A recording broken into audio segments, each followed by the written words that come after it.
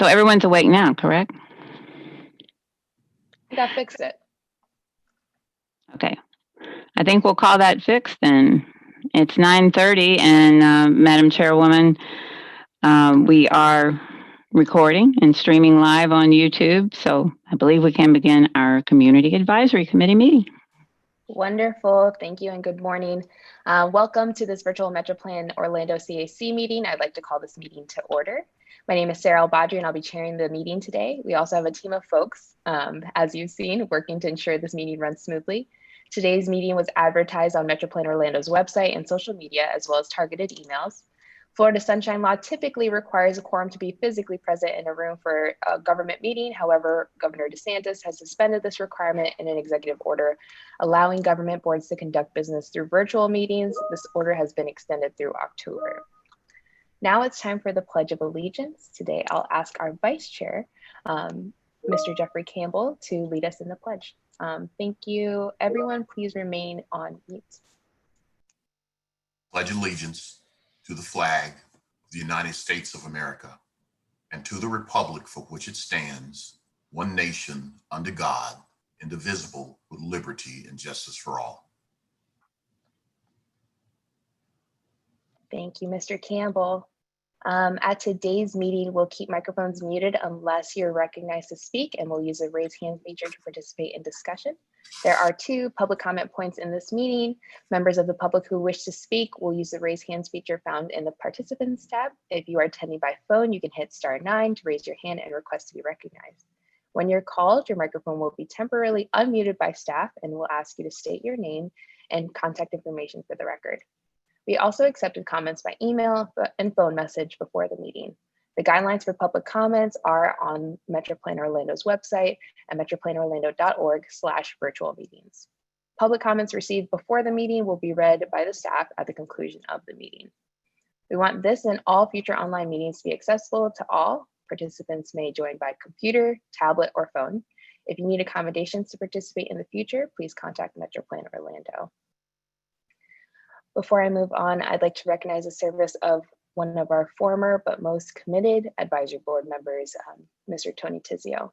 Last month, we received sad news about Tony's passing from complications due to heart surgery. Tony was a member of this committee since its beginning in 2015 and had a record of over 25 years of public service. His tireless and fearless advocacy for his community and fierce commitment to accessibility be well remembered. I think we're a better board and region because of his time with us. He will certainly be missed. At this time, I'd like to recognize Marianne Horn of MetroPlan Orlando staff for our agenda review today. Thank you. Good morning, Chairwoman Albadri, committee members, everyone attending online. Thank you all for working with us as we conduct these virtual meetings. We appreciate your patience and your understanding. Based on direction from our board at the September meeting, the CAC's December meeting is expected to be held as a virtual workshop in which action items will be reviewed and discussed, but no formal action will be taken so that a quorum is not necessarily required, or physical quorum is not required. The board's action on these items will be ratified at a future in-person CAC meeting. We do not know when that would be. This format is subject to change if the governor's executive order is extended, but we don't expect that to happen. We will be in touch well before the next CAC meeting, which is in early December, on how the meeting will be conducted. And again, thank you for your flexibility during this time. As the chairwoman mentioned, we'll be using the raise hands feature to recognize committee members during the meeting. And to call on members of the public during the comment time. If you have joined us on the phone only without a video screen, please use *6 to mute and unmute your line, and please use *9 to raise your virtual hand so the meeting host can see that you wish to be recognized. You'll see that there is a chat feature on your toolbar, and this communicates with all panelists in this meeting, which includes committee members, staff, and presenters. Please only use this if you are having technical issues or need assistance. A full record of the chat comments will be included in the public record of the meeting.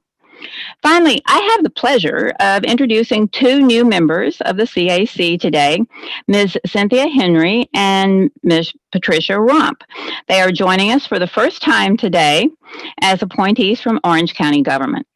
I spent some time with each of them leading up to today's meeting, and I can tell you that they are informed and engaged and ready to be valuable CAC members. So it certainly feels good to have those two vacancies on the committee filled. And Ms. Rump and Ms. Henry, maybe you will wave at us. And everyone, some people had an opportunity, and I think a little later in the meeting, we'll let you react to what you've seen here. And we also have a third appointee who I don't believe is able to join us or has not joined us yet. We were hoping that he might be able to. Mr. Joel Davis is joining us as a new appointee from City of St. Cloud. And so with that, our numbers increase, and we are happy about that. And along with these partner appointments, we are currently recruiting applicants for several MetroPlan Orlando appointee seats. As you know, there's two ways to get on the CAC, through one of our local governments or as a MetroPlan appointee. So we are anticipating that the board will approve our revised bylaws next month, which you have already approved. And this is the decision that we've been waiting for as we reworked our strategic plan. So now is the time to let your friends and colleagues know that they can apply for one of these spots on the CAC.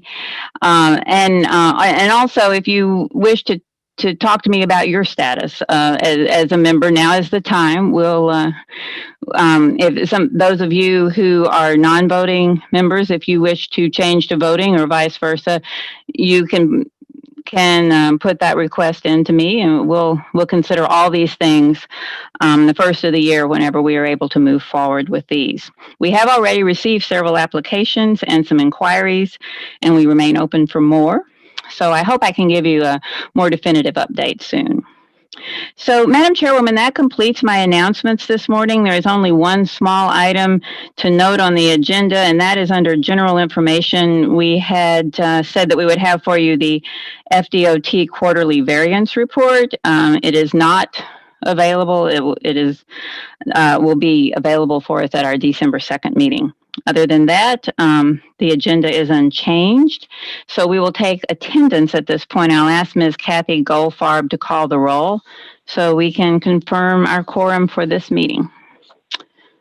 I'll ask all committee members to please go ahead and unmute yourselves for the roll call, and you can go on mute again after your name is called. Please make sure your video is on if possible so we can confirm it's you.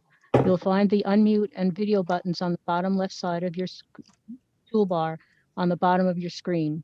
Please say here or present when your name is called. Campbell Jeffrey. Present. Campbell Carolyn. Present. Edmund Sid. Melissa Council. Joel Davis.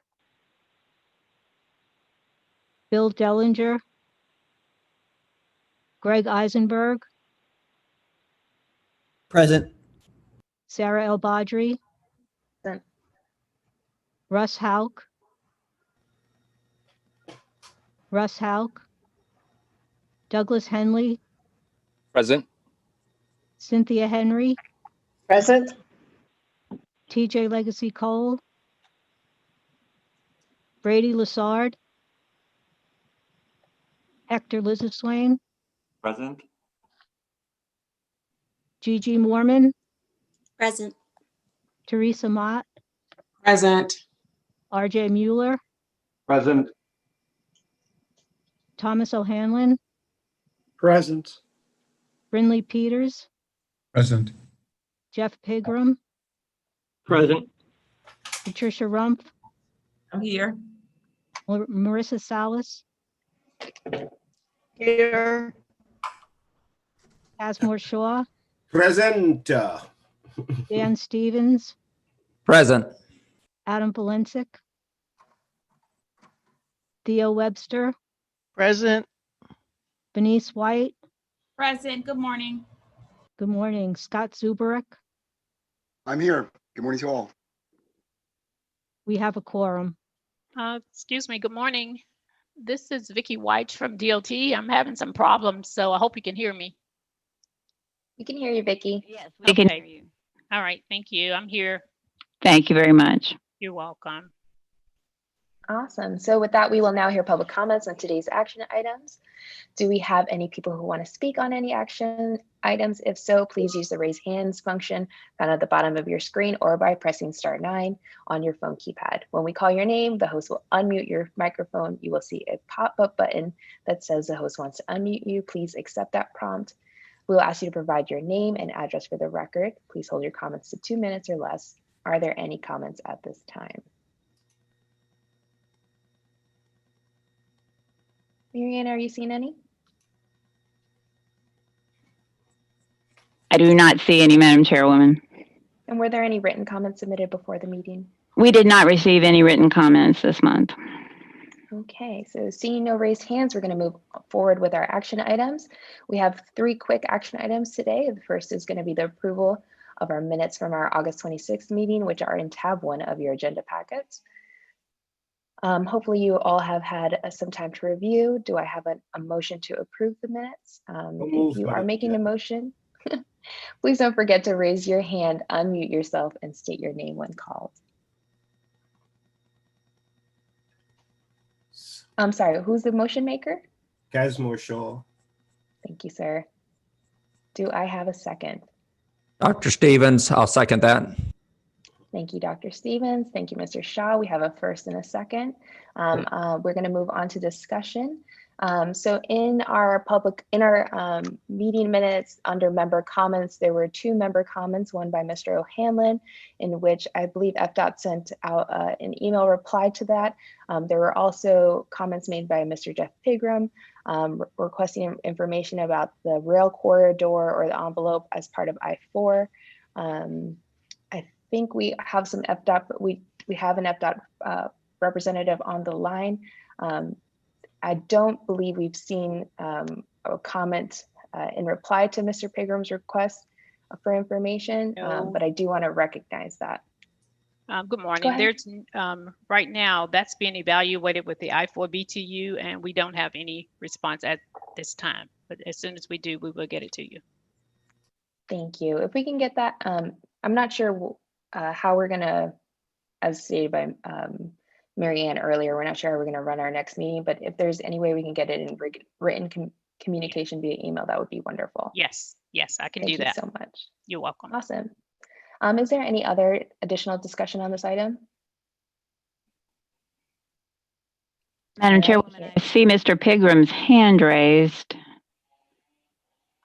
All right, Jeff looks like he unmuted himself. Go ahead, Jeff. Yes, thank you. Just for clarification on the request, it was not intended on focusing on the beyond the ultimate corridor, which I hope is still getting a public involvement period as part of the discussion of that preserved corridor. I was actually looking for insight on the process on the existing I-4 ultimate, where originally there were portions that were 22-foot right-of-way that was preserved, that was then value engineered down to 8, and then in some areas seems to have eliminated entirely as a future corridor. And so was looking for more of a story of the public involvement in that decision-making around the current I-4 ultimate corridor changes. Thanks for that clarification, Jeff. And I'm sure our FDOT folks are taking notes on that, and we'll get you that information as soon as they can. All right. Yes, we will. I got it. Thank you. Seeing no other raised hands besides Jeff's, we're going to move on to a voice vote. All committee members, please unmute your microphones. All in favor, say aye. Aye. Awesome. Are there any opposed? All right, hearing none, the motion passes.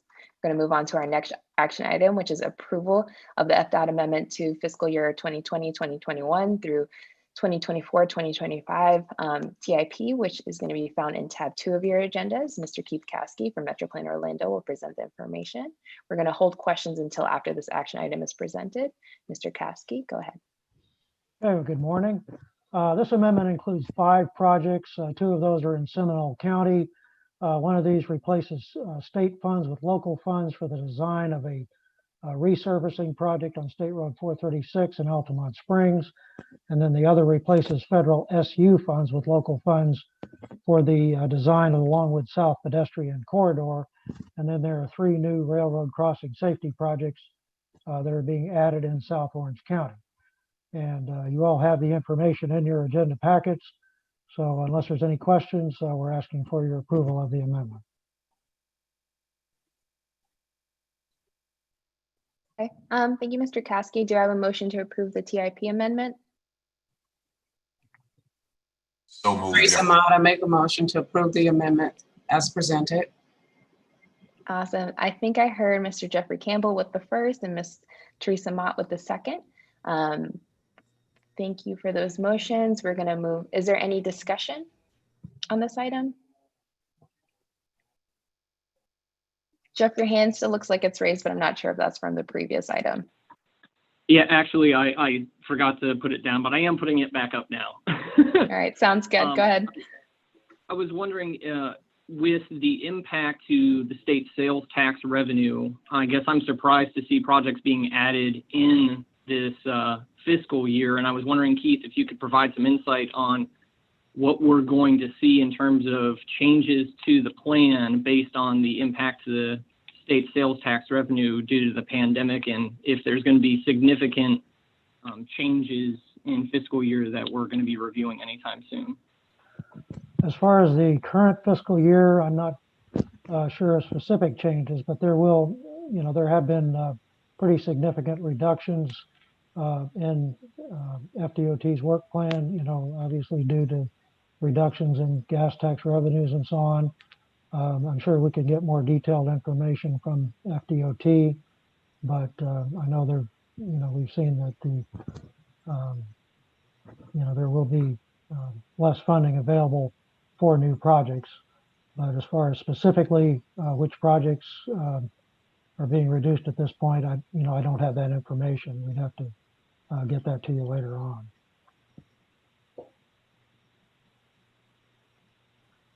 Excellent comment, Jeff. Great point. Thank you, Keith, for hearing us. And we might get a little bit more into this conversation with the cost feasible item that Alex is going to present later on during their presentations. Any other comments on this item? There's no raised hands, but if you do have a comment, go ahead and speak. All right, hearing none and having a first and second motion, we're going to move on to a voice vote. All committee members, please unmute yourselves at this point. All right, all those in favor, please say aye. Aye. Are there any opposed? All right, hearing none, this motion passes and we'll move on to our third action item for this morning, which is the approval of the proposed 2021 board committee meeting schedule for next year. Mary Ann will present the information. Please hold your questions until the end of her presentation. Go ahead, Mary Ann. You won't have to hold your questions long because this will be brief. Basically, you have the calendar in your packet. It shows the meetings for our board and all other advisory committees. As far as the CAC, our schedule will remain for 2021, pretty much the way it was for 2020. We will have a total of 8 meetings in the months of January, February, April, May, June, August, October, and in early December, as we are this year, to avoid the traditional holiday conflicts. And in 2020, I would just like to say that we had all of our CAC meetings on the established meeting dates, and I'm confident if we could do it in 2020 that we will be able to do it in 2021 thanks to your perseverance and flexibility. So with that, we submit to you the calendar. Thank you, Madam Chairwoman. Awesome. Thank you so much, Marianne. Again, that calendar is in tab 3 of your agenda packet on page 21. Do I have a motion to approve this schedule? So moved. Mr. O'Hanlon, thank you so much for that first. Do I have a second? Second. Mr. Peters, thank you so much for that second. We have a motion and a second. Is there any discussion on this item? Madam Chairwoman, I see Ms. Mott's hand raised. Thank you so much. Ms. Mott, you're recognized. Yes, Madam Chairman, quick question. Are we doing in person or virtual? What's the status on that, or is it just indecisive at this point? Great point, Marianne, go ahead. Sure. At the moment, we are not going to try to predict the future. At the moment, what we know for sure is that we will continue to meet on schedule, and if the governor's executive order is not extended, that those meetings will be in workshop mode, meaning that we have our discussion, but we are not bound by sunshine law quorum requirements, and we will not take votes as such. Those votes will be ratified later when we return to in-person meetings, which may be in a hybrid format. We're not sure. At the moment, we are still fine-tuning our process for how we might return to in-person and hybrid meetings, and we will keep you informed. The CAC is a large group, and so the larger the group, the larger the challenges. So we are working on it, but we cannot predict what the governor will do, what the situations will be, or how we will adjust, but we will adjust. So thank you again for your flexibility. Thank you. I appreciate that. Thank you. And on that note, I just want to add thanks to MetroPlan staff for being really thoughtful about our transitions, especially as this executive order seems to be coming to an end. So again, thank you to MetroPlan staff for all their considerations for how each of our members are dealing with this pandemic. So there is a motion and a second. We've had some discussion. Seeing no more hands raised, there's going to be a voice vote, and I'd like all of our members to unmute themselves at this time. All right. All committee members in favor of this schedule for 2021, please say aye. Aye. Aye. Are there any opposed? Hearing none, this motion passes, and this concludes our action items. We're going to move forward with our presentations and status updates. We have a total of three presentations for today's agenda. Please use the raise hands function to be recognized if you want to ask a question. You may raise your hand during the presentation to indicate that you want to ask a question, but we're going to hold questions until after the presentation ends. If you have any audio issues, you can type your questions into the chat box and a moderator will relay your question. We're going to kick off with we have a three-part update today on the 2045 MetroPlan Transportation Plan. And Ms. Cynthia Lambert of MetroPlan staff will lead us on the status report of public participation. Thank you, Madam Chairman, and good morning, members. Extra special thank you to everybody who has their video on today. It's nice to see your faces when I'm talking to you. Makes me feel like we're all back in the boardroom again. To our new members as well, I'm happy to say that the Cynthias are catching up with the Jeffs now. We've got two Jeffs on now, we've got two Cynthias around, so that's good. So last time when I was with you at your last meeting, I shared in depth some of the feedback that we had been getting from the public on our 2045 plan. So today I'm going to talk a little bit about how we've used that input that we've received and some of the technical decisions that we've made based on public input in our plan.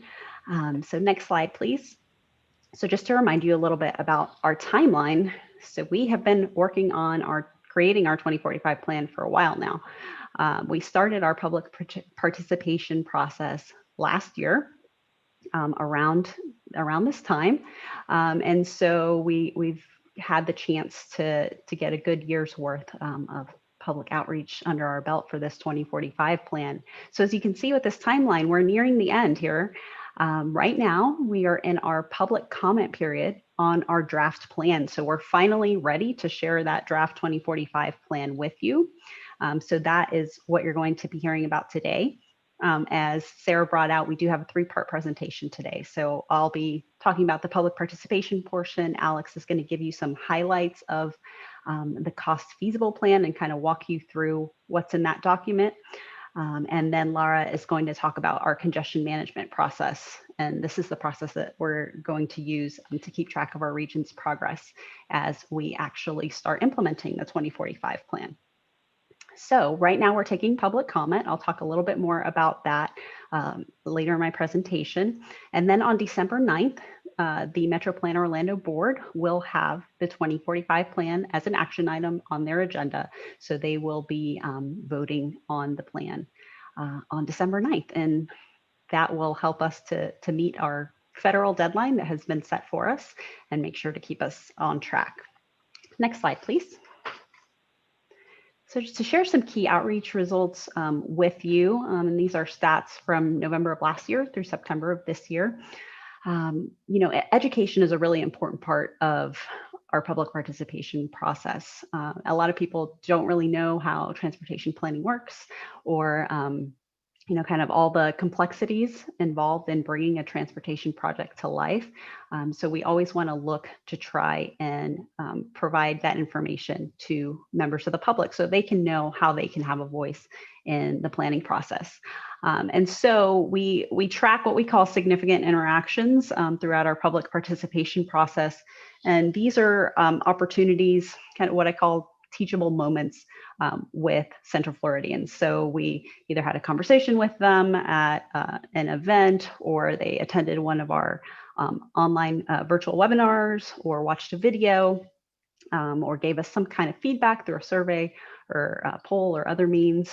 So we've had a lot of interactions with folks and had the chance to, even in the midst of a pandemic when we had to make a lot of adjustments, we've had the opportunity to let people know how planning works and how the 2045 plan is coming together. So about 1,800 people gave direct input through surveys or polls, and we have a lot more direct input coming in now through our public comment period as well.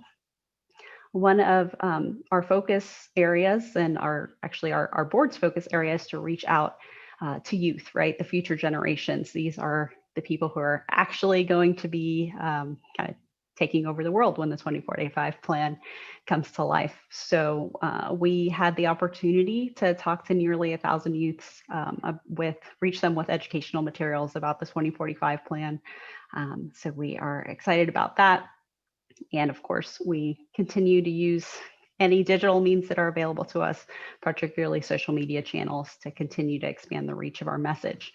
So I'm happy to report that we are on track to meet all the public participation objectives that we set for ourselves in our plan back last year. And so that is a good thing. If you want details on strategies and exactly how we were meeting these objectives, all those are in a draft public participation report that's on our website, and I will show you where to find that in just a second. Next slide, please.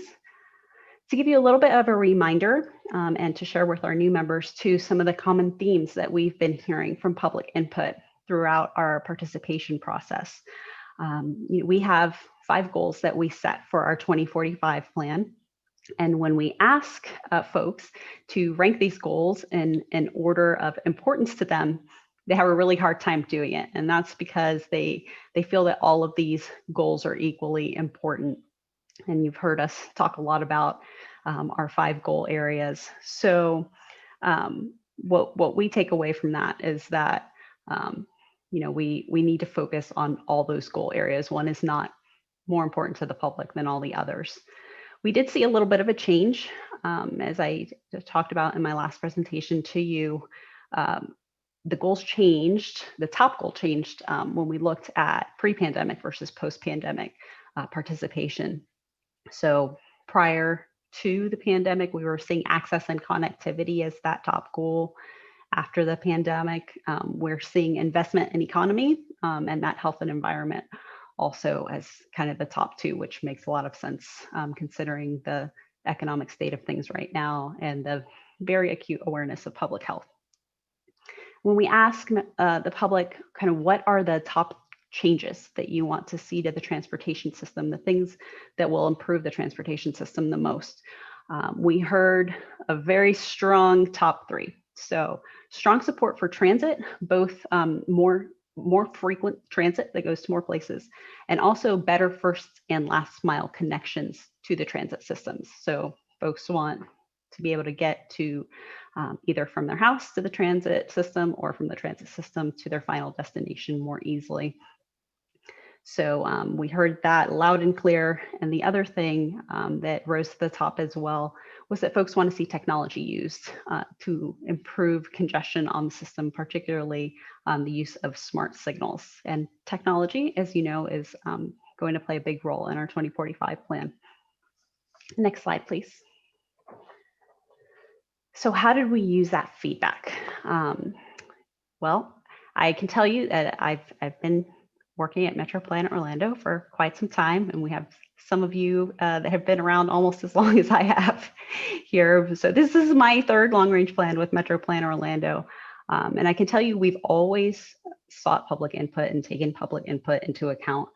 But I really feel that this particular plan uses that input more than ever before to actually drive the plan's decisions. So I have some examples of this up on the screen.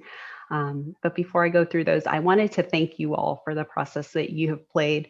You have been awesome in giving us open feedback, things that we kind of, opens our eyes to all kinds of needs.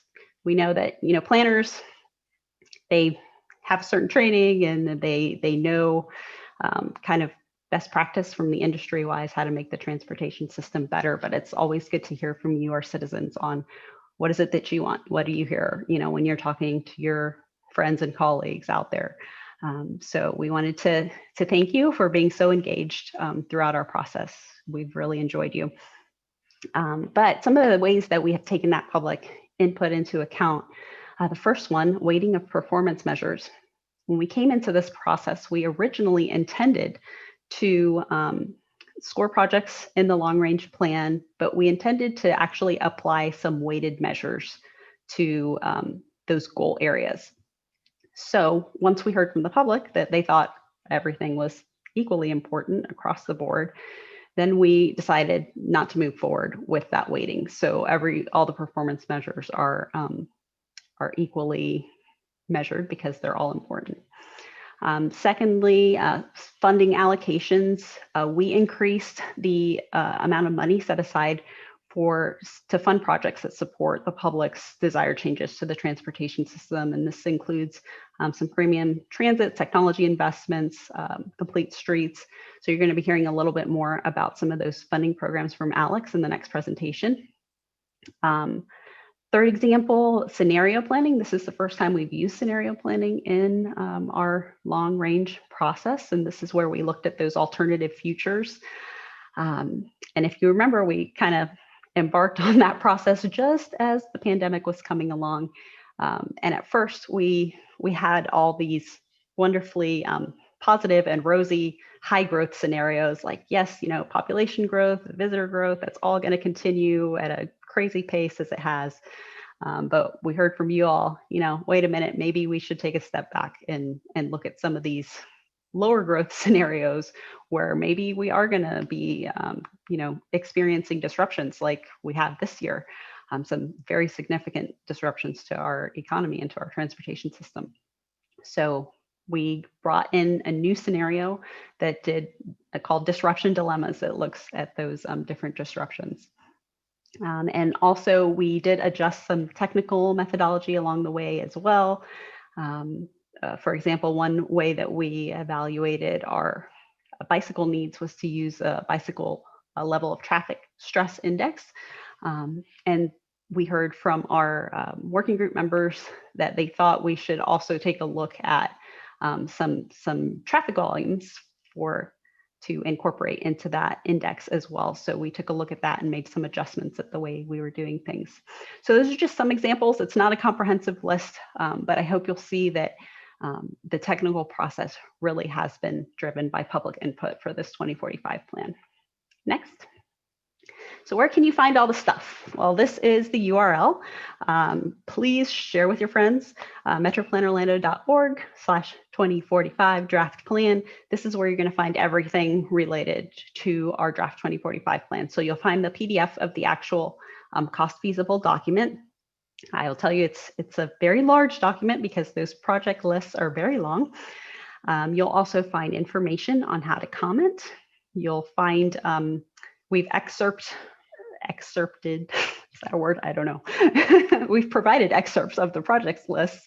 There are, I believe, 11 different project lists. So we have specific links if you want to just jump to one area and take a look at those. And you'll also find the draft public participation report as well. Next, please. So as I mentioned, the public comment period is open right now. We're going to be taking comments until November 20th. And once we receive all those comments, we're going to put them all together and provide a report to the board so that the board can consider those public comments before they actually take any sort of action on the long-range transportation plan. And we should be actually hopefully able to present those comments to you at your December meeting as well. So you can take a look at those. But there are 4 ways that you can comment. There's an online comment form on that page at the metroplanorlando.org/2045 draft plan. We can get an email to mtp@metroplanorlando.org. We are going to have a webinar on November 9th.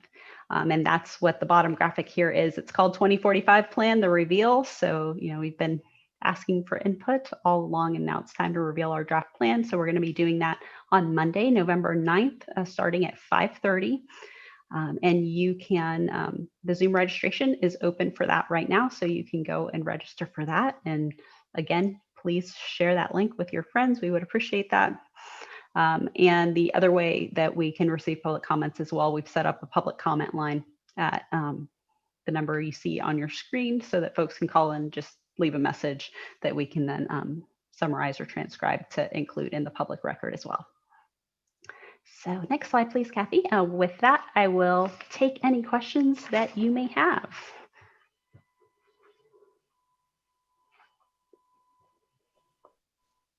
Thank you so much, Cynthia. We have a couple comments in the chat box. Mr. Stevens, I think, or Dr. Stevens had his comment responded to, and it's just about how you guys have tracked, shared, and views regarding social media and other platforms for how folks have engaged with you all during this process.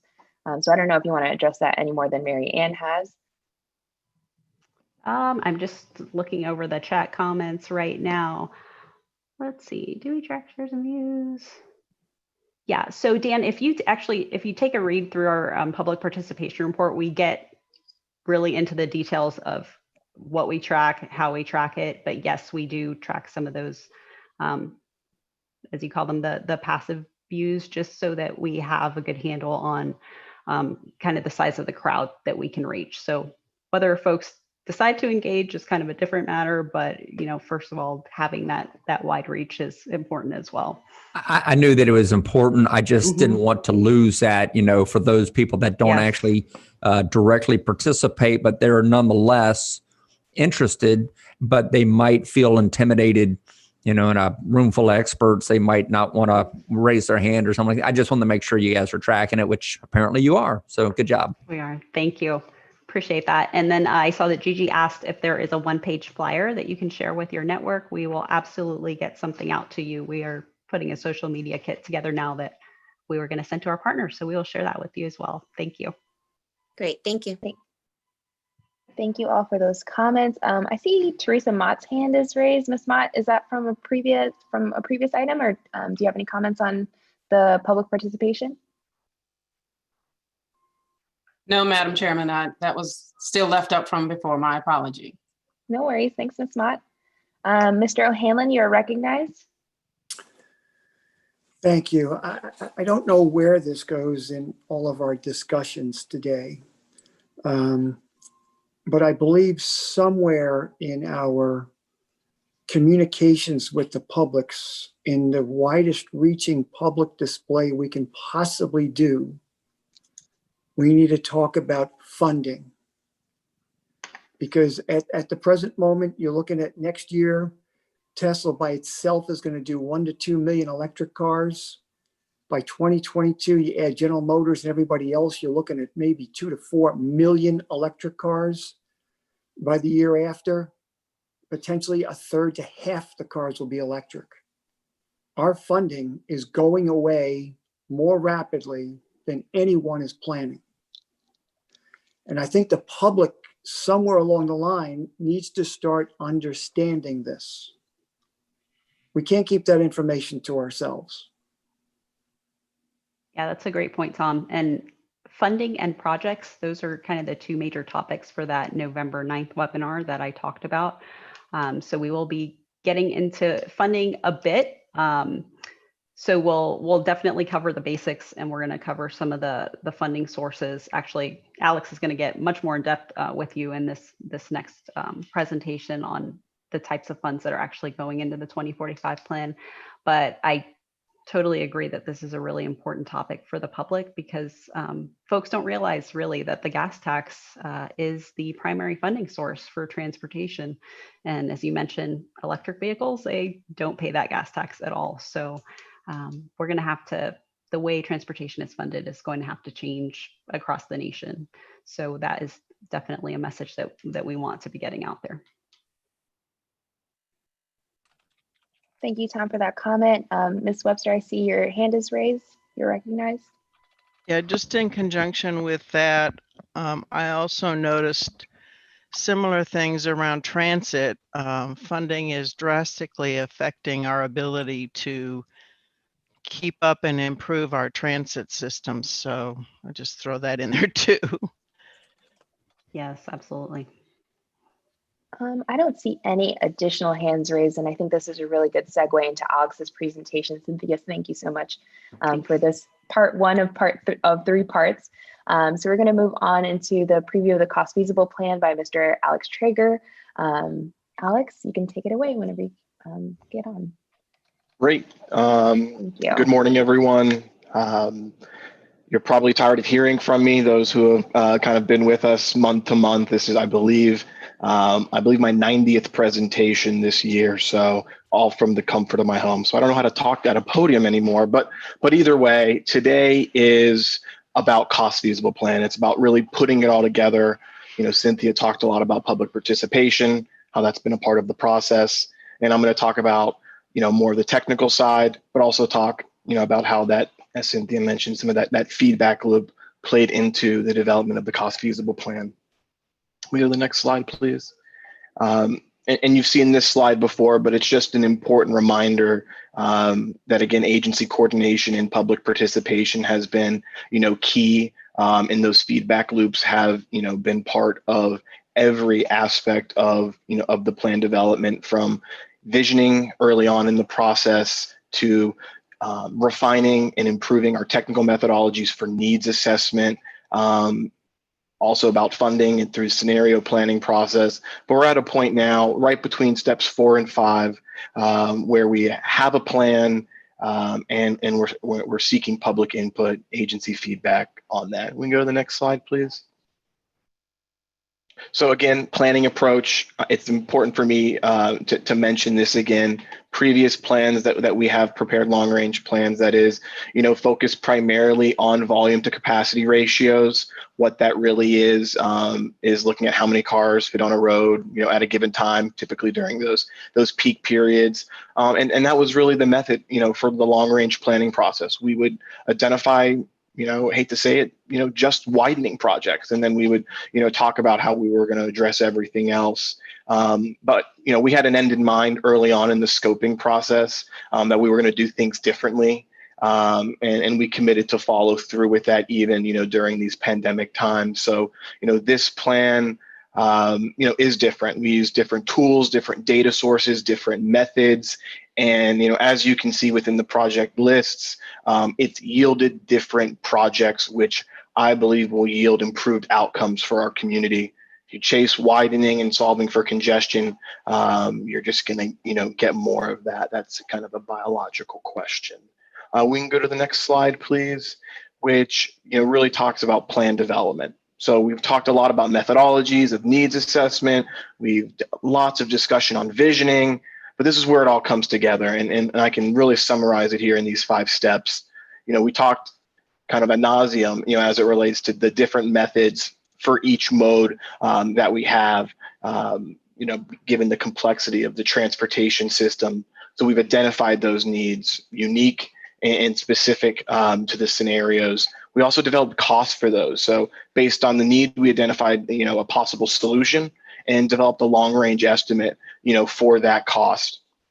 We then, with those long list of needs, kind of infinite needs and desires, we used our goals and objectives and performance criteria to assess those projects, basically to prioritize and rank those based on what we said is most important. We also have to have a cost feasible plan. Cost it has to be financially constrained. We have to be able to afford the projects that we desire. And that's what this process is. Step 3 looks at available revenue sources. And we've already had a couple questions and discussion on this topic.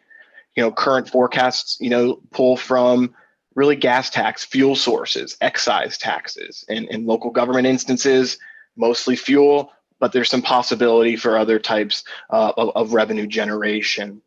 Where we have flexibility, and I think what's especially important to this process, is our realm in control of federal and state funded projects within kind of the jurisdiction of the MPO. So where there is flexibility, where there is latitude to use funds to the desire of the region, we've taken that liberty to identify programs. Some our board already has adopted. Others we identified based on the level of needs, the feedback we receive from the public, as well as that scenario planning process that called attention to some of the concerns that Mr. O'Hanlon has as it relates to long-term use of fuel revenues.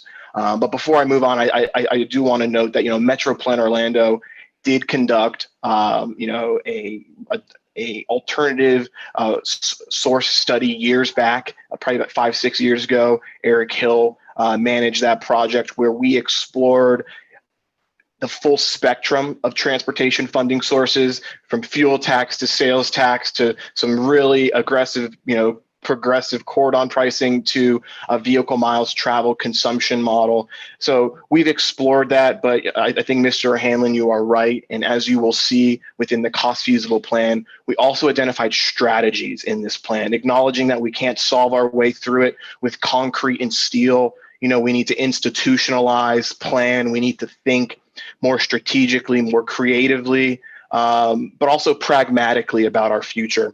But at the end of the day, based on the federal regulations, we have to identify a set of cost feasible projects using state and federal funds and identify what we cannot afford based on our needs, those unfunded transportation needs. Go to the next slide, please. So, Catherine, go to the next slide, please. Great, thanks. So to summarize this, it's really about 3 topics. And if you've tuned into our working group meetings, we went pretty in depth on these at their last, and we're going to talk about them more at the upcoming working group meeting. But it's really these 3 topics here: existing priorities, like I said, funding policies, and the adoption by reference. Can we go to the next slide, please? So as we look at, we can go one back. Sorry, guys. So as we look at existing priorities here, like I said, we've had plans of years past. The methodologies greatly differ than how we did business and how we currently conduct business.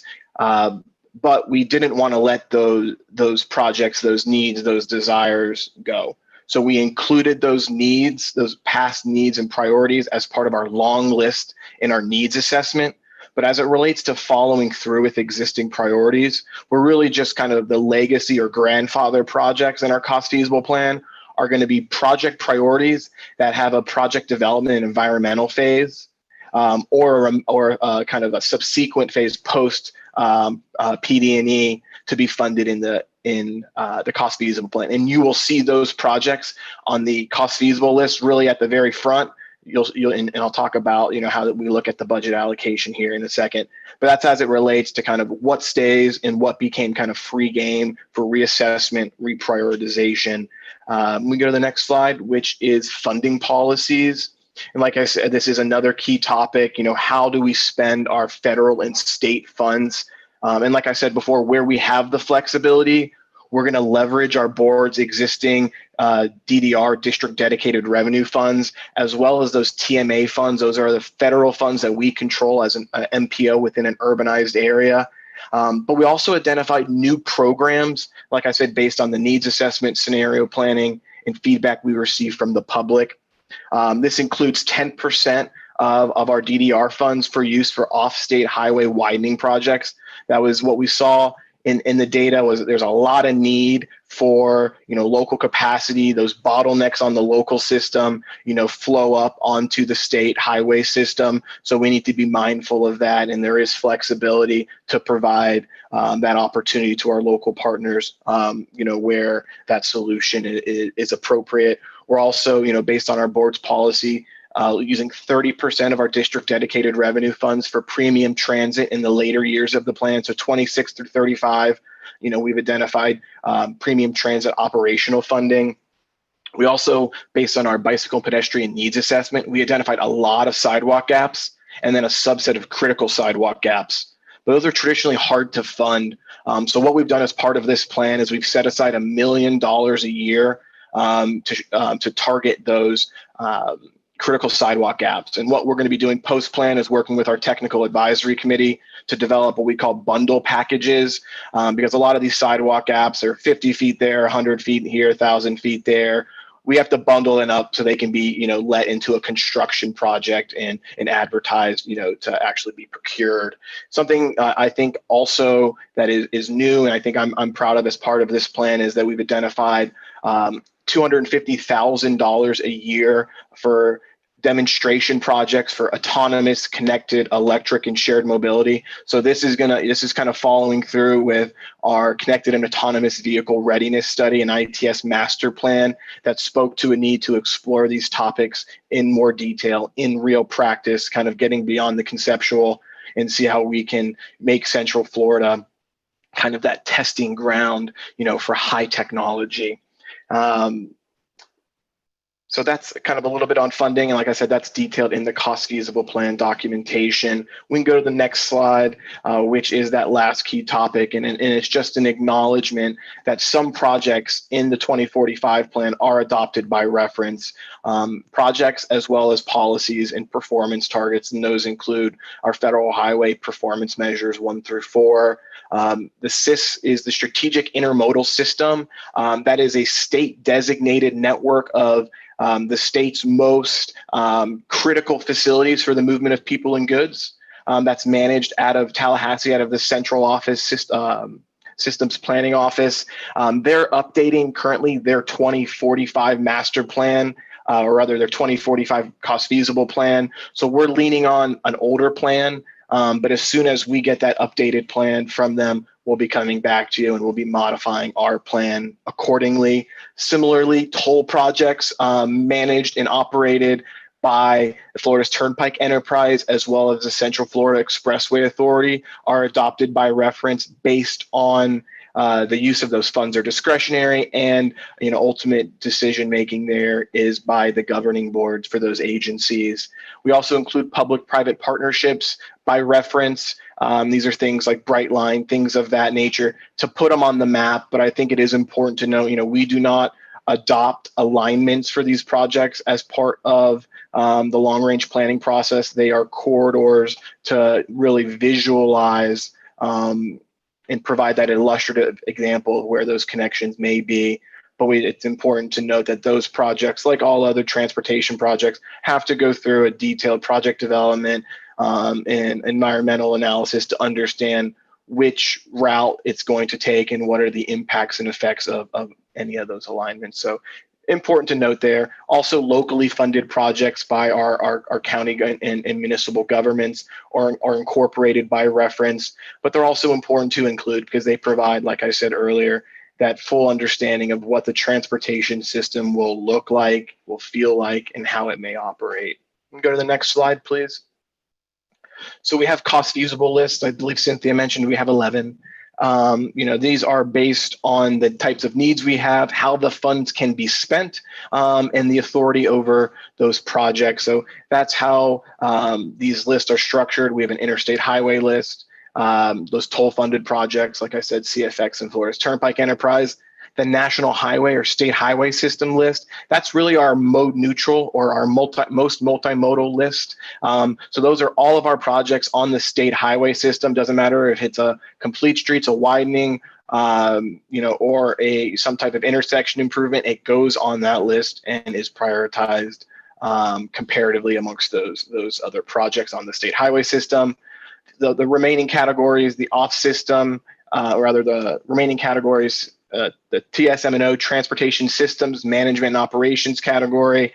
Those are kind of our efficiency, reliability, safety projects, focus on technology adaptation and adaptive management of the transportation system. The complete streets and the bike, ped, and trails all come from our federal funds, our TMA urbanized area funds. And that's where those projects are funded and they're ranked accordingly. The regional transit list takes into account federal, state, and local contributions to the operations and capital of the regional transit system. And again, we have project list and needs for Orange, Osceola, and Seminole counties.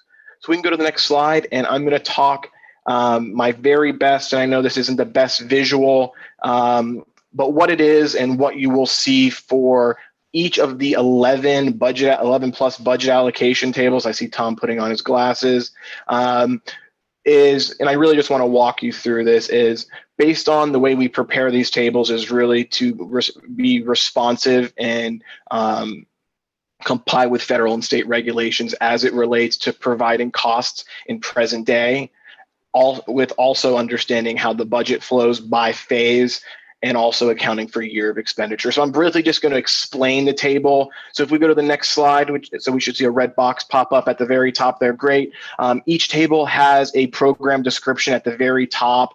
It identifies where the funds come from, and also in the right side there identifies available resources based on in which plan period. So is that money available in 26 through 30, 35 through 40, or beyond? That's how that top piece goes. If we can go to the next slide, so we should see a box pop up there on, we are describing and listing every project by the phase that is required to implement them. And we've identified the present day cost of those projects. That is a federal requirement for long range plans. So that's the cost that you see there. So you see a project, a description, a length, its cost and present day value. If we had the money to build it today, that's how much it would cost based on an estimate. We can go to the next slide, please. And that's where you'll see what we call year of expenditure inflation factors. And really what these are is just an inflation rate that acknowledges that the future is going to be more expensive than today. I'm reminded that every time I meet with my financial advisor, that you need to kind of, plan and save for the future here. But what's important to acknowledge is project costs as we wait become more expensive. Obviously revenues may grow or not, pending, where the funding, how the funding plays out in future years, but costs are absolutely going to go up, and that's what we have to keep in mind as part of this long-range planning process. We can go to the next slide, and it's one more note on how to read the table.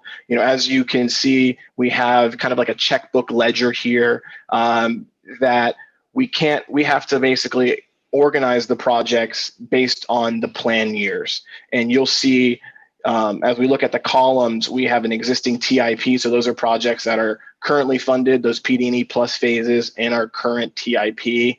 And then the remaining 4 columns are plan year 1, plan period 2, plan period 3, and then unfunded needs.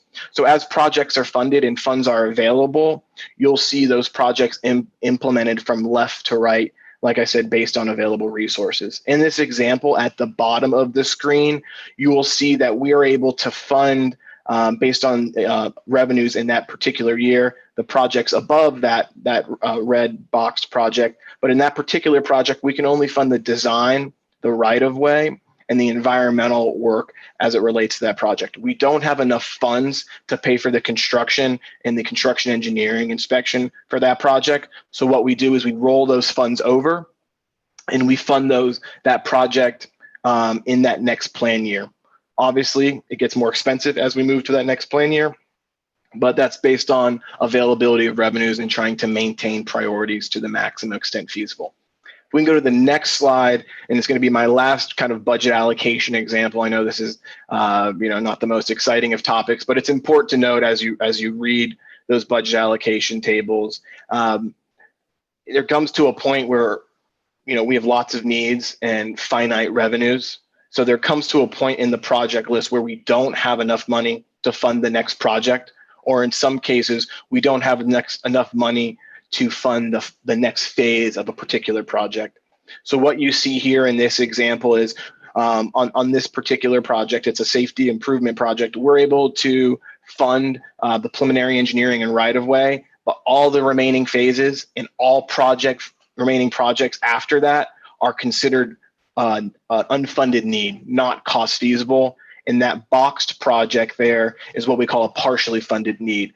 So those phases that are cost feasible can be funded to develop the project, but the remaining phases would require a modification or amendment to move that project up for those phases to be funded. So that's, like I said, not the most exciting of topics, but I at least wanted to walk through how to read our budget allocation tables. We can go to the next slide, please. So the last few slides that I'm going to cover here is just really to highlight a couple of the lists, and then I just advise you to kind of take a look at those project lists. But as it relates to kind of our interstate highway list, or our strategic intermodal system list for that matter, like I said before, it's pulling from the FDOT 2040 cost feasible plan for strategic intermodal system projects. That plan also has kind of associated short-term plans that look at kind of the first 10 years. And based on those plans, these are the projects that are cost feasible, those ultimate configurations. But I think it's important to note, and we have been advised by FDOT, that there may be or projects in funding are subject to change based on that 2045 cost feasible plan update. So that's where there's a couple caveats there. We can go to the next slide, please, which is our national highway, state highway system. Like I said, this is our multimodal list. You'll see the full spectrum of project types from complete streets to capacity, kind of everything in between. Total revenues based on eligible revenue and kind of budget, kind of the budgeting rules. We have about $2.6 billion over from 2026 to 2045. And we're able to fund, $2.6 billion worth of projects. But after that, we still have $96 million plus as we inflate into the future of unfunded needs. A couple highlights here on this list. As you can see, we have some widening projects, including, an urban interchange in Osceola County, complete streets projects, really across the board. And I think when you look at that list, it really is a good blend of kind of a mode neutral approach, to prioritizing projects. And again, all of these projects are on the state highway system. So we can go to the next slide, please, which is our off-system capacity. So again, we're using federal funds here to help our local partners, widen, improve roadway capacity, through widening projects. Over the life of the plan, 26 through 45, we're looking about just less than $300 million in funds. And you don't see any unfunded needs here, because what we did, if we were able to fund those high-ranking priorities, everything that was unfunded for this list, we actually just moved those projects over to the locally funded project list, because that's where those projects will be implemented otherwise. And likely, and also it's important to note, if we didn't have this funding program, it would just create a greater strain on our local partners to improve system capacity at that local network hierarchy level. So again, widening projects across the region from Sanford, all the way, to segments of Osceola County with Canoe Creek Road. Go to the next slide, please. Great, thank you. Transportation Systems Management and Operations, ITS stands for Intelligent Transportation Systems. But like I said before, these are the types of projects that look at systems efficiency, improving reliability, performance, and safety. Laura, my colleague, will talk about that in detail here in a moment, so I'm not going to talk about it too much other than highlighting, again, a couple of those programs that we have here that we don't have identified specific projects, but we have boxed the funds in our programming for our annual signal retiming, which is a regional program. MetroPlan Orlando currently has done that for a few years now to provide consistency from our long-range plan into our unified planning work program, which is our annual budget.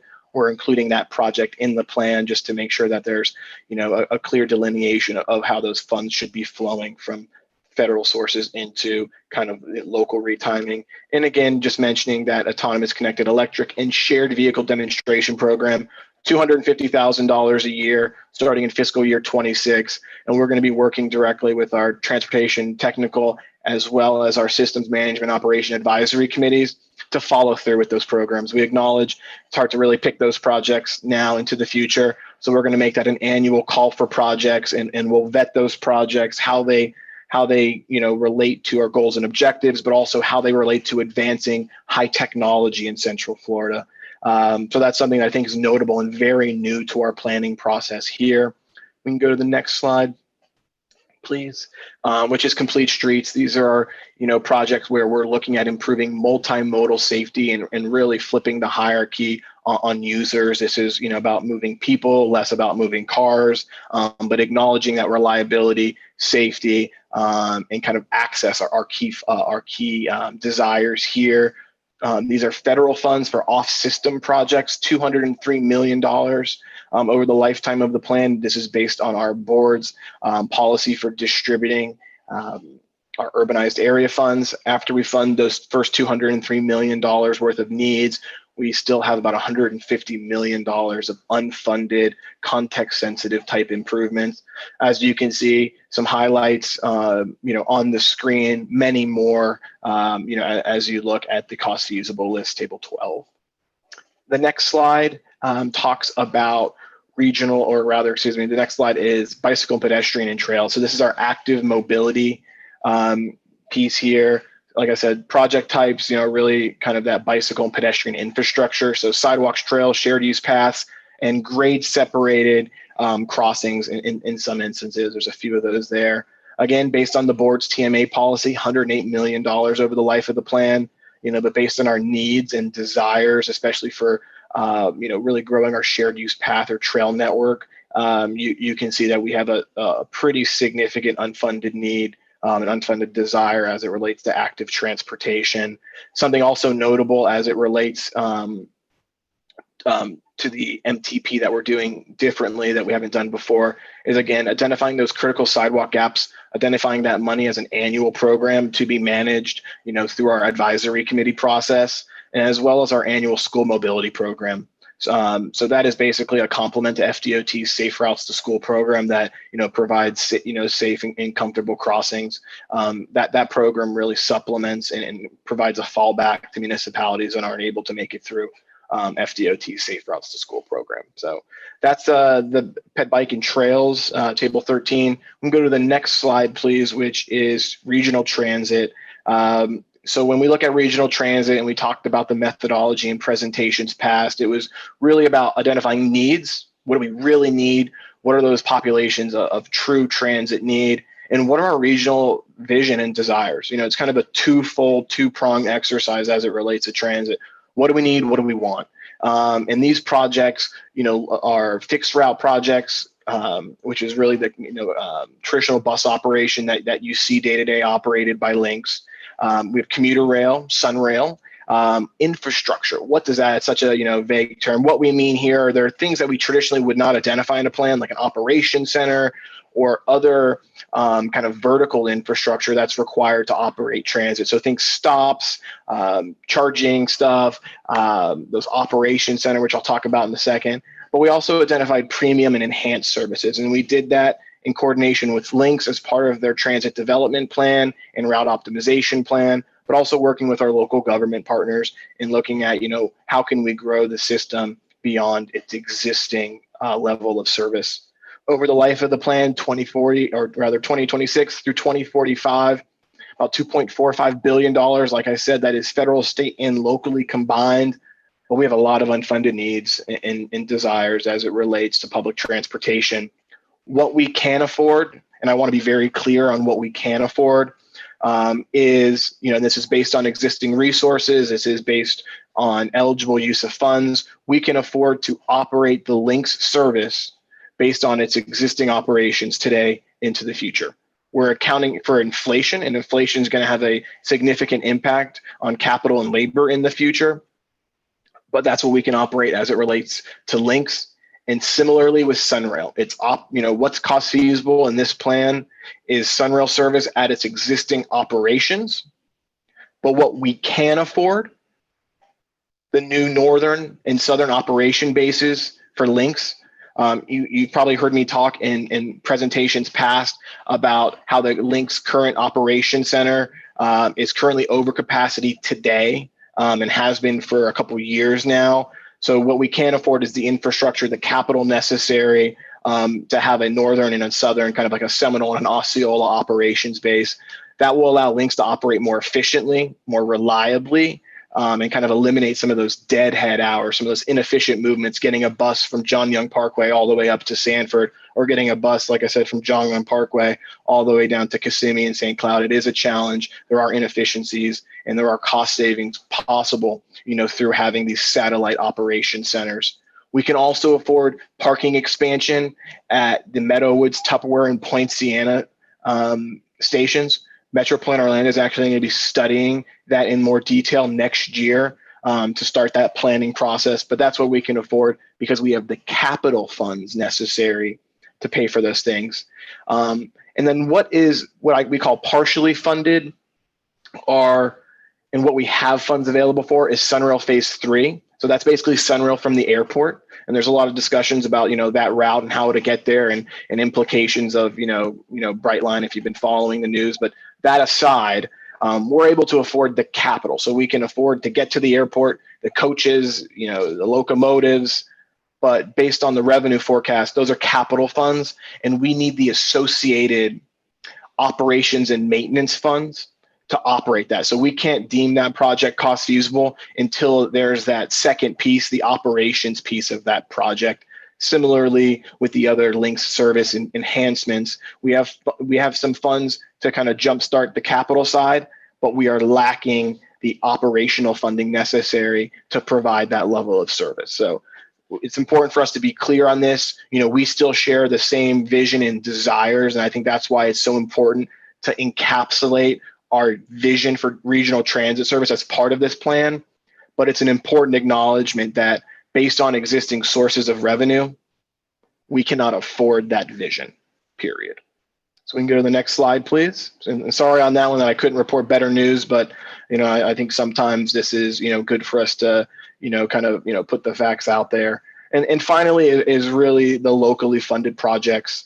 Like I said, this is supplemental, discretionary, to the federal and state system. And it's important for us to acknowledge that the lists that we have in that draft plan are really subject to change because the implementation and really governance of those lists is really in the hands of the Board of County Commissioners for each of our county governments, and similarly, for the capital improvement programs of our cities and towns. But as we look at needs that we've identified through the planning process, you'll see here there's a pretty substantial discrepancy across the board, as it relates to available revenues and estimated cost of multimodal needs. And those multimodal needs include everything from transit service expansion and improvement to sidewalks and trails and new roads and complete streets and technology improvements. It is important to note here, though, that our county, governments and local city governments do spend a lot more than these stated amounts as it relates to maintaining, resurfacing, keeping existing facilities in a state of good repair. But as we look at, financial forecasting into the future, these are the funds that we've identified that are available for new capital, new services. So I think that's an important distinction there. And just to acknowledge that, some of our local governments have, $100+ million capital improvement programs, but a lot of that does go into funding Lynx's existing service year to year, day to day, as well as, maintaining, like I said, and keeping our roads and sidewalks in good shape as well.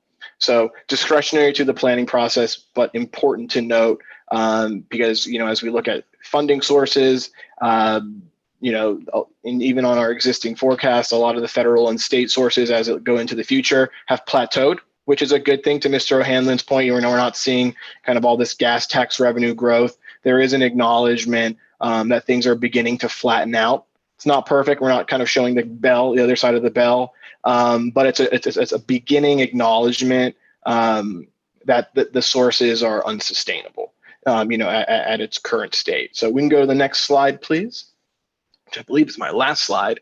And it's really just, in summary here, it's a $24 billion plan, but we still have substantial needs and desires. I want to really emphasize that desire and vision part, because those do come at a great cost.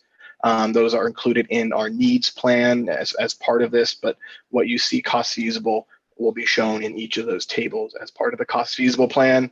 But just a couple takeaways, and this is kind of piggybacking on what Cynthia said earlier. This plan really, early on acknowledged the paradigm shift and, had that end in mind. So we identified a lot of technology projects, a lot of complete streets projects, a lot of safety projects. We focused on what we heard was important rather than just funding roadway widening projects of years past.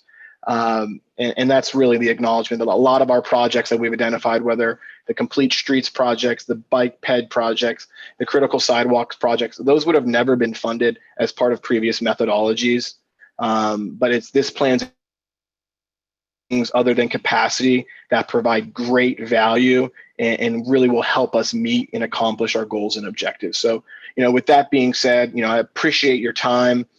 We do have a public comment period open, through November 20th, as Cynthia mentioned. She provided the website, the virtual tour. We'll take you through all of those materials. If you have any questions, I'd be more than happy to field those today, or, as you review the plan, you can always reach out, phone or email, and I'll be happy to speak with you individually. Thank you so much. Talk to everyone soon. So before we move on to Laura Baug's presentation, Alex, we're going to get a couple questions. Jeff Pigram, you're recognized.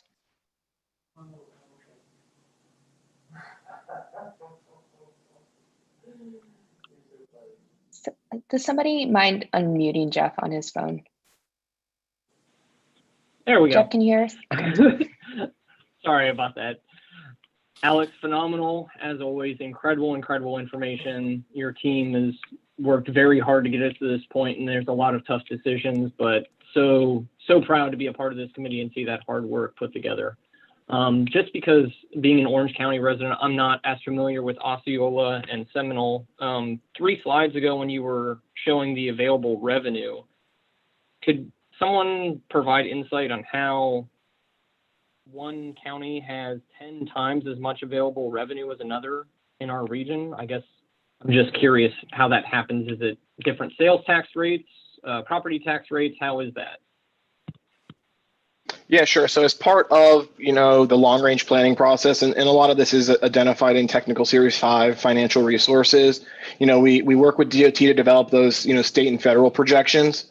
And then we work with our local government partners, really the county planning and budgeting offices, to prepare a long range, forecast for sources. And what we have, and I think it's important to note, is we have 2 forecasts as part of our plan. What we have to adopt by the federal guidelines are a forecast of existing sources. So if that source is in place today, we can perpetuate it into the future. And then if it's not in place, we have a separate forecast. We call it an illustrative forecast that has other sources that aren't in place that a local government may levy, impose, at a later time. For Orange County, for instance, their illustrative forecast does have, the ballot initiative that was proposed and unfortunately postponed, earlier this year, which obviously changes that revenue greatly. I think you're relating to Osceola County as it relates, to the significant revenue availability. Osceola County has, and I'm not an expert on mobility fees, but it's called a mobility fee. It's an alternative to of traditional impact fees. And it's a different calculation. Like I said, I don't have that committed to memory, but Osceola County has a couple mobility fee districts, and funds are generated based on those districts. So if you look at their revenue forecast, that's what they're forecasting to be generated 26 and beyond, based on the growth and based on the calculations they use for revenue generation for their mobility fee. As it relates to Seminole County, we're looking at the sales tax sunsets in a few years, for available resources. So the only thing that we're really perpetuating into the future is some gas tax and impact fees. Not a lot of impact fees are collected, historically.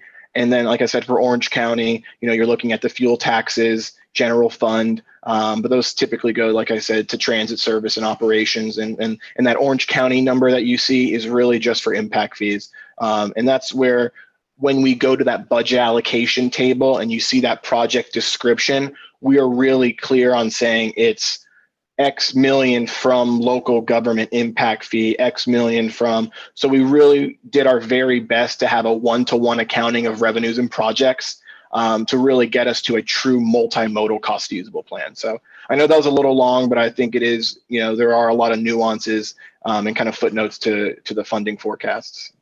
And Alex, if you don't mind, if I just want to jump in and say one thing, Seminole County is in the current process of updating their impact fee, which is also why it probably looks so low in comparison to Osceola's, who just recently updated theirs in the last couple of years.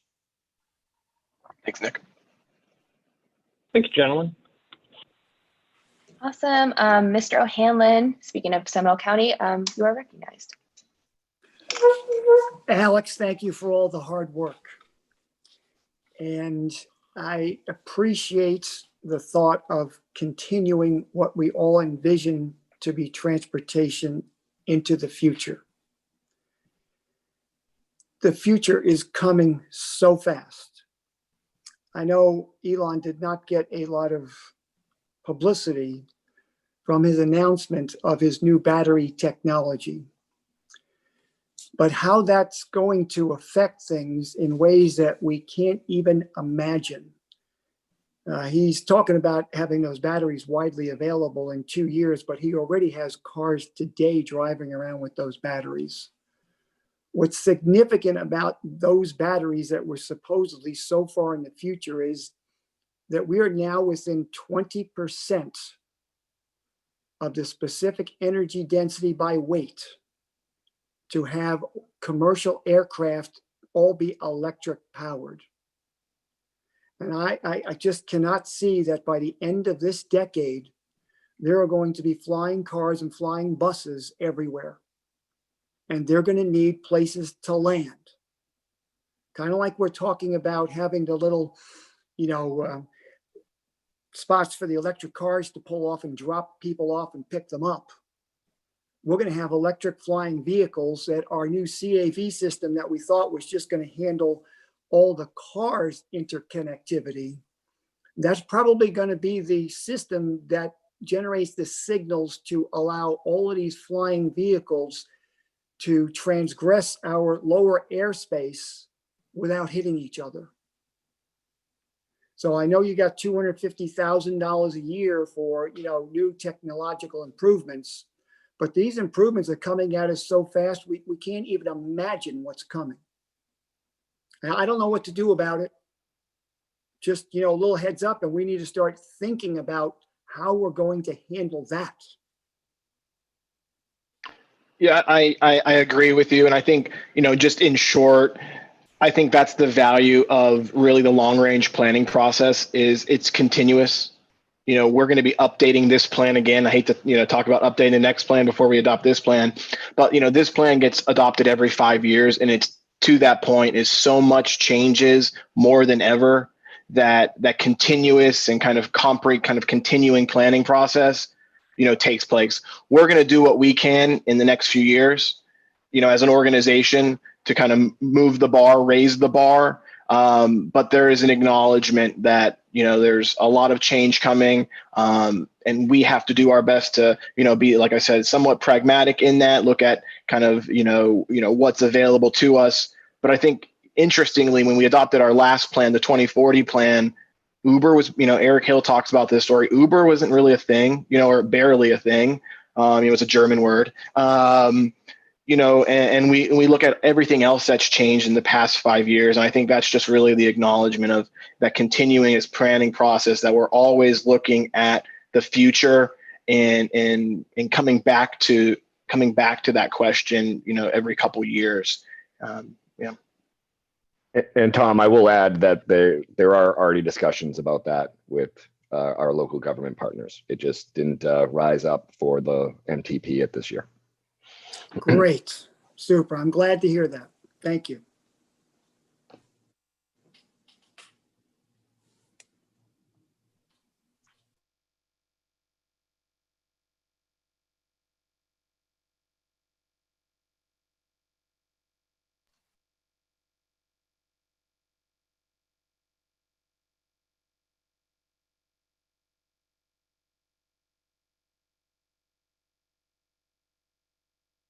I'm not seeing Sarah on the screen any longer. At least on my view. I'm not sure if she was disconnected. I don't know if Jeffrey or Marianne. Hey, folks. Alex. Oh, there you are.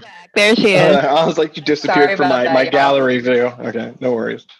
No worries. It sounds like we've ended member comments on that item. We're going to move forward with Laura's presentation. Laura, you go ahead and take it away. Okay, thank you, Madam Chair. Good morning, CAC members. Thanks for your time this morning. So I'm going to be wrapping up our 3-part MTP series this morning with our final update on the congestion management process that we have been developing for much of this year. The CMP is going to be adopted along with the MTP, hopefully, at our December board meeting. Next slide, please.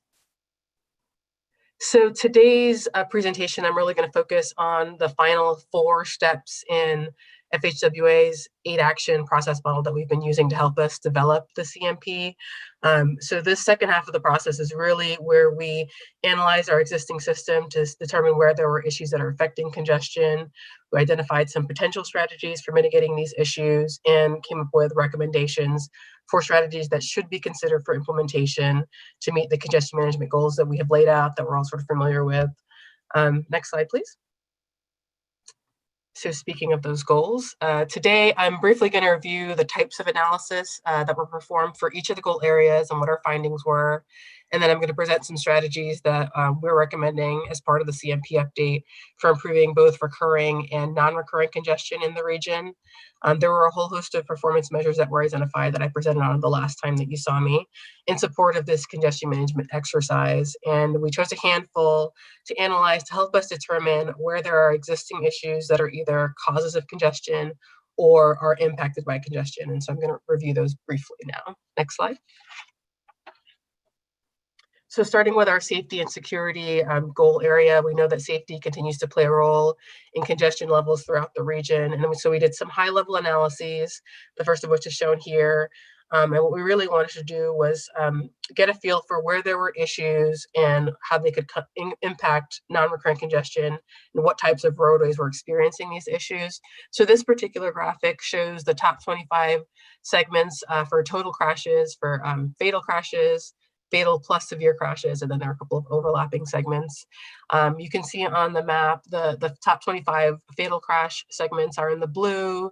The top 25 fatal plus severe injury crashes are in sort of the darker green, and then the overlapping areas are in that lighter green.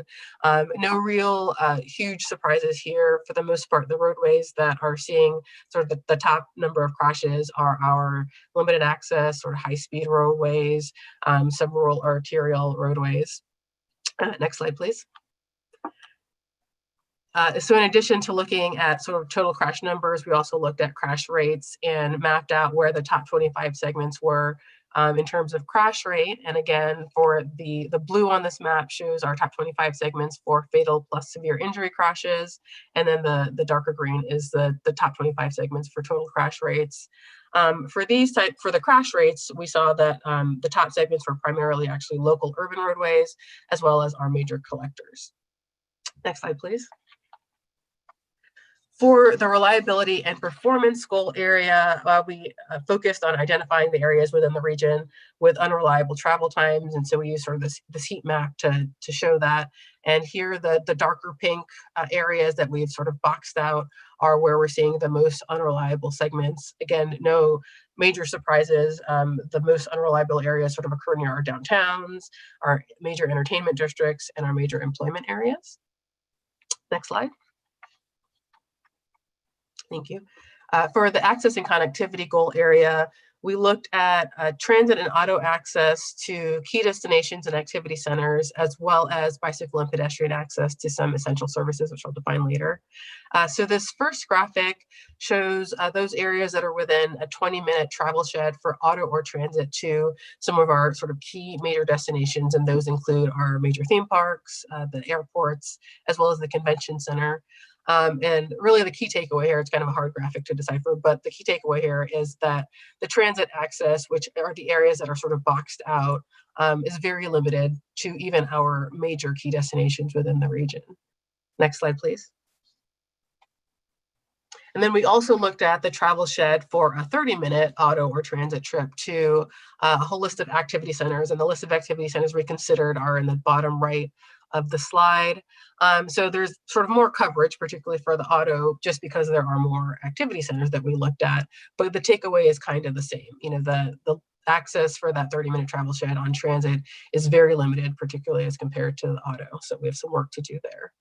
Next slide, please. And then the last evaluation that we did under the access and connectivity goal area was for bicycle and pedestrian access to essential services. And what is included in that sort of essential services group are grocery stores, markets and convenience stores, restaurants, public parks, government buildings, schools, and healthcare. And so what this graphic shows are the areas within our region that have a 10-minute bicycle or walk ride to any of those essential services. And the takeaway is that sort of 24% of the population within the region has access to a 10-minute walk or bike ride to what are essential services. And then you can see the areas that cover and sort of how much more work we need to do to improve that. Next slide, please. For our health and environment goal area, we evaluated the air quality index, or the AQI. The AQI is an index for reporting daily air quality, and the higher the AQI value, the greater the level of air pollution and the greater the health concern.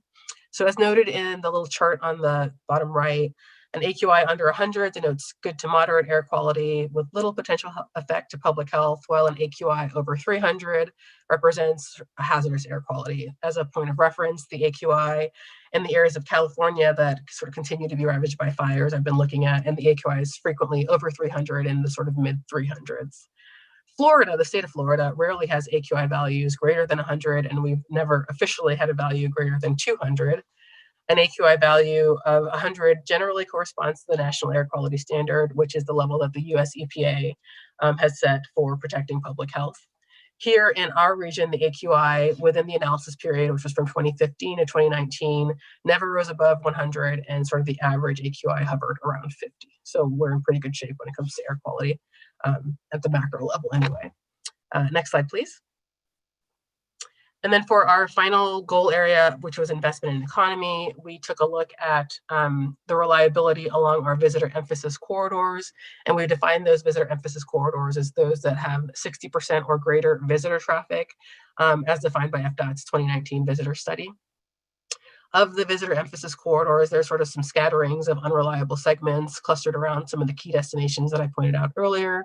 The exit causes of those congestion are not known, but some contributing factors are most likely oversaturated conditions and points of conflict like intersections or driveways. Next slide. So the rest of the presentation, I'm going to be talking about the recommendations that came out of the CMP. And we're divided them into 3 types of strategies that can be employed to, we think, reduce congestion, both recurring and non-recurring. And in doing so, we hope make a positive progress toward the performance measure targets that we've set and advance the goals of the CMP and of the region. So the 3 sort of buckets that I'll be talking about are, first, strategies that can improve safety conditions, then strategies that can optimize system capacity, and then finally some strategies that can promote a mode shift away from single occupant vehicles. So within those safety strategy bucket, the primary strategies that we looked at are aimed at improving safety conditions by reducing the occurrence or severity of crashes so that we can decrease the incidence of non-recurring congestion. So some of the recommendations include expanding our notification systems to utilize dynamic messaging systems, mobile applications, or connected vehicle technologies to implement queue warning systems and dynamic detours and other things that can help after an incident occurs. Expanding the use of the integrated corridor management, which has been really effective here in the region to help redirect traffic after major incidents or in conjunction with major regional events. Advancing the role of predictive analytics in assisting with incident management. And quick plug, MetroPlan Orlando, we're partnering with UCF and FDOT District 5 on a pilot project aimed at predictive safety analytic tool under an FHWA grant. The tool will enable faster crash identification and responses by using predictive information and visualization of current traffic conditions through access to CCTV cameras. So that's sort of kicking off right now, and we're really excited to see where that leads us. The other sort of pod of strategies underneath this safety conditions bucket include some that are implementing the recommendations or the countermeasures that came out of the bicycle and pedestrian safety action plans that MetroPlan completed last year. And some of those strategies relate to increasing lighting and bicycle lanes where appropriate. I'm looking at speed reductions or even nighttime speed reductions in some areas, and also implementing some driver and cyclist education campaigns to try and deal with some of the behavioral issues that came out of those particular studies. Next slide, please. So moving on to our strategies that optimize our system capacity, we have two slides here, and the ones on this slide are really aimed at reducing our recurring congestion. So in that freeway management bucket, we're looking at recommending ramp metering, which is actually already currently planned to be a feature on I-4 once the managed lanes are operational. Further consideration of implementing managed lanes in other parts of the system beyond I-4, with the caveat that managed lanes doesn't necessarily have to mean tolled. It can be things like truck-only lanes, BRT lanes, reversible lanes, and express lanes. And then also looking at interchange improvements or auxiliary lanes where needed to reduce bottlenecks. For our arterial management strategies, we are recommending continuing the signal retiming program that's been really successful here in the region, expanding our actively monitor system so that we continue to use technology to improve the flow of traffic and improve safety. And then also looking at intersection improvements, again, to reduce bottlenecks, but also to improve operational capacity at various intersections. Next slide, please. Some other areas that we looked at include freight management, where we're recommending increasing the reliability of key truck routes and improving connectivity to our major freight terminals, along with developing some curb management standards to address congestion related to vehicles making deliveries. This is something that I know for one, Orange County is already working on, so I'll be working with them and our other partners to advance these standards. For our automated connected electric and shared, or ACES vehicles, as many of you know, we completed our CAV readiness study earlier this summer and had it approved by the board. And so we're recommending prioritizing some of the recommendations that came out of that so that we can really make use of the safety and operational efficiencies that these vehicles may offer as the number of the vehicles increase on roadways. As Alex mentioned, to support this strategy, there's now a new program to help fund some of those ACES demonstration projects. So we're really excited about that. Also look at developing some electric vehicle charging station roadmap. We're working with the city and the county, Orange County, on that right now, as well as more outreach and education with relation to ACES and what it can do for the region. And then finally, we're recommending that we really harness the power of big data to improve how we process data, to recognize patterns and needs, and also emphasize traveler information systems so that we can share information about delays, incidents, weather, travel times, that sort of thing, with the idea there being that a more informed driver is really going to result in a more efficiently utilized roadway capacity. Next slide, please. And then our final bucket is strategies that can promote a mode shift from single occupant vehicles, with the thought here being that if we can make our other modes more efficient, convenient, and or safe, we can reduce the number of cars on the road. So some of the strategies in this bucket include developing some travel demand management, or TDM, specific strategic plans related to telecommuting and first mile, last mile options, really building more awareness for some of the TDM strategies, including active transportation management. We want to look at adapting our roadways to better accommodate all users. And this would really include a lot of those complete streets concepts that Alex touched on, some of the funding and what we'll be able to fund there. Improving our local street connectivity and the accessibility on foot or bike to essential services. I think this new pot of money for building our site or getting rid of some of our sidewalk gaps is really going to help there. And then finally, from the public transportation side, we want to support Links and Sunrail as much as we can in their efforts to optimize their route structure, hours, and frequency so that their service can provide better access to jobs and services, but also look at how technology can play a role in improving service, including things like expanding their trip planning capabilities and making those more user-friendly, and then also working towards a mobility as a service model where a single account system might be available across multiple modes. Next slide, please. So that very quickly was the recommendations that are in the CMP update for this year. And before I end, just wanted to reiterate that the CMP is a living document, something that we'll be updating periodically. Semi-annually, we will be doing some limited data collection for those performance measures where there is new data. We'll be updating them and see how close we're getting to our targets, and we'll report out on those using performance scorecards. And then annually, we'll be doing an annual report that will also provide updates on how we're reaching our targets or how well we're reaching our targets, and also have some discussion about the strategies that have been implemented and what role they're playing in actually helping us towards our goals. And then every 5 years, along with the MTP, we'll be doing sort of this major update like we did now and be reconsidering goals, objectives, performance measures, strategies, sort of everything will be in play again at that major update. And that's all I have for you, but I'm happy to answer any questions. Thanks, Laura. We actually have a question from one of our newest members, Ms. Patricia Rump, about air quality index. Ms. Rump, you are recognized. Thank you so much, and thank you for the presentation. Very good presentation. Thank you. I noticed with your AQI, it was on a regional level, Florida. I'll be interested to know what the AQI locally, especially around the downtown area. So there, within our region, there are, I think, 3 active monitoring sites, and the closest one to downtown is in Winter Park. And if I'm correct, I do believe that actually our quarterly AQI report is included in your packet. So, there's 4. So I'm sorry, Sarah just told me that there are 4 monitoring sites, but I do believe that the closest one to downtown is Winter Park. And within your packet, there's actually our quarterly air quality monitoring report that you can take a look at what the latest sort of the latest numbers are for each of the sites. So okay, thank you. Yeah, you're welcome. I don't see any other hands raised, but if there are any other additional member comments, go ahead and jump in. All right. Hearing none, I think this concludes all of our presentations. Laura, thank you so much for that. And thanks to the crew for the 3-part presentation on the MTP. Very good stuff today. There are, as Laura mentioned, general information items included in tab 6 of our agenda packets. Just upcoming meetings of interest. Our next CAC meeting will be in December, as we are not scheduled to have a meeting in November. As we heard earlier, this will likely be a virtual workshop, and MetroPlan staff are going to notify us ahead of the meeting if that will be the case. The next MetroPlan Orlando board meeting will be November 18th, and that's likely going to be a hybrid meeting with some board members and staff members and members of the public attending in person at MetroPlan, but also folks available to also attend virtually on Zoom.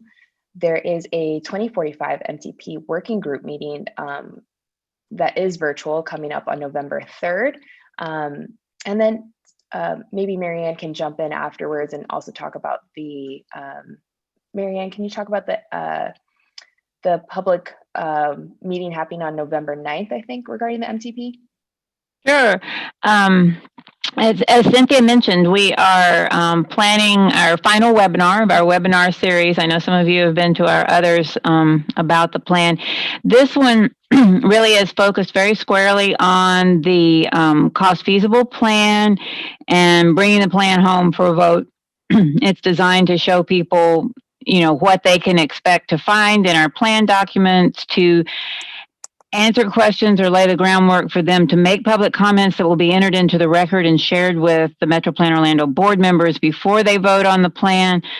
So it's sort of the final stop for people to look at details and get the information that they need to better understand or to make any kind of public comment on the 2045 plan. We will have staff members available there to answer questions. We will be taking written questions from the audience, and we plan to have a period of time for people to share brief spoken comments at that meeting. So that should be a very good meeting. Thank you, Marianne. And just a reminder, that is November 9th. For just going back to the air quality comment, it's in our agenda packets on page 29.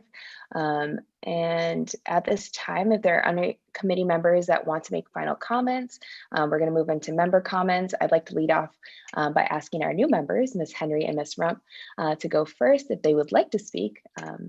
Ms. Rump, if you are available. No, I don't have any comments. Thank you. All right. Well, thank you for joining us this morning and looking forward to your participation on this committee. And Ms. Henry?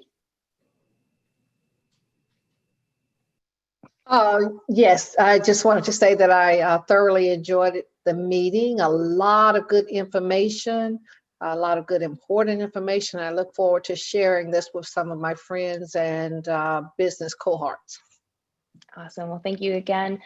We really appreciate both of your participation in this meeting, and thank you for representing Orange County. It looks like we have some member comments via chat, but Ms. White, you're recognized if you want to share about your experience with Bike 5 Cities.